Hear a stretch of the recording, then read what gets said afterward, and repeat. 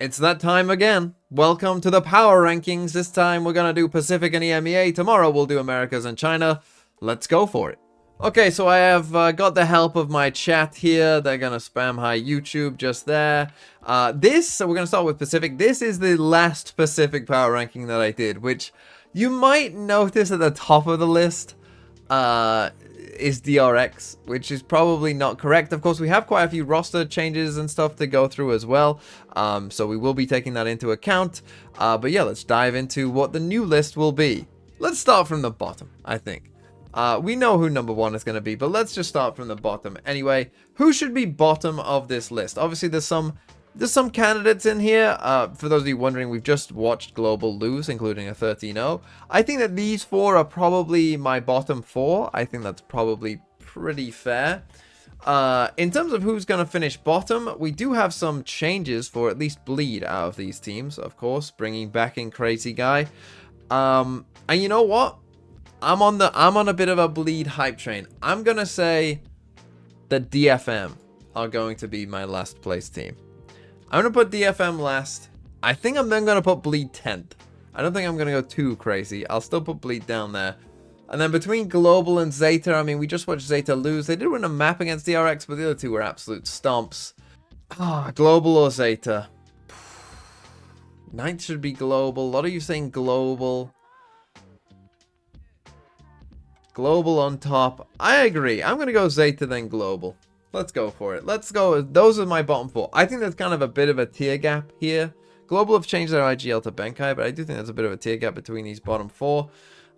Then we're looking at a couple of teams that this could be now. I mean, there's some interesting teams to get into. Quite a few of these teams have made changes. Team Secrets have made quite a few different changes, which makes me think that they might not start off too hot, to be honest. So I definitely could see Team Secret being there.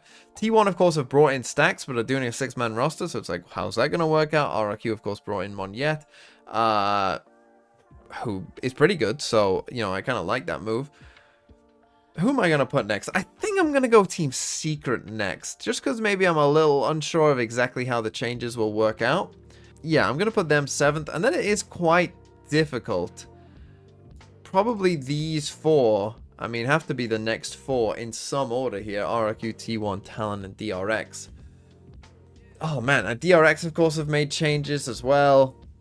Talon kind of finished kind of strong, but didn't, you know, make it to Shanghai. T1 did make it to Shanghai, but were very unconvincing whilst there. Man, this is tough. Come on, chat. Who's next? Who's 6? Tell me who would you put 6 out of those 4? Mr. Chat. Talon 6, Talon, T1, Talon, T1. Okay, the chat thinks Talon pretty... A lot of you saying Talon, some saying T1, some saying RRQ. I don't want to believe that much in RRQ, because every time I do, they're just letting me down, but I'm going to believe in RRQ. I'm going to put T1 in 6. I think I'm going to go Talon 5? I think I'm gonna go RRQ 4, but I don't feel great about it, and I'm gonna go DRX 3. Is that what I'm going for? It doesn't feel great, but I think I have to. And then we have Paper X and Gen G. Here's the thing. Paper X, of course, have to go second, and Gen G have to go first. Like, obviously, that has to be the case. Gen G, with the map changes, are going to get a nerf, because, of course, Gen G, one of their main strengths is the fact that they were played all 7 maps. And they were good at all 7 maps. But now 2 of them are rotating out. Well, I guess Abyss isn't coming in for a while. So they still will have 6 of the maps. But I think that that's going to be a pretty big nerf, I think, for Gen G when we get to Champs, is that the map pool has changed. I do have to put them first, of course, because they just won Shanghai. Do people like the list? I don't think the Pacific is the hardest one. What do we think, chat? Is the list good? Some of you are saying good. I'll take that. I'll take some of you saying good. Okay, on to EMEA. Okay, so this was my last EMEA list. You know, there are parts to this that I think aren't too bad. Funnily enough, though, Liquid made playoffs and almost beat Fnatic. So yeah, some parts of it aren't too bad. There are other notable parts that maybe aren't amazing, though. Okay, so EMEA. EMEA hasn't had a ton of roster changes. It's mostly been coaching changes, if anything, which, in 11th place, I think I'm gonna have to go Koi. I think it has to be Koi. Everyone won a game in EMEA, but I think on the whole, Koi probably have been the worst of everyone. Moving up the list, we're already, I think that you could make some debate here. Who is 10th? I think I might put, I mean, I've, been against this team a lot. I've rallied against this team a lot. They all, are they the only team that's made a change? I think I'm going to put Gentle Mates in 10th. It hasn't been great for them. The reason I'm going to put Giants above them, now I'm not going to put Giants too far ahead, but I am going to put Giants above them. The reason for that is Giants have played a lot of close games, but just lost a lot of close games, and then they did win a game against BBL. So I'm going to give Giants that credit overall, that, they have been close in a lot of these games. And, yeah, I maybe have just a bit more faith in Giants to be a little better than Mates on the whole. From there, I mean, it's kind of weird. Remember when we thought BBL were really good? I don't think I can put BBL higher than this, really. I think I have to put them 8th. Looking at the rest of the teams, I think I have to put BBL there. And I think I still have to put Liquid 7th, although Vitality are probably somewhat close as well. But I still think I have to put Liquid 7th.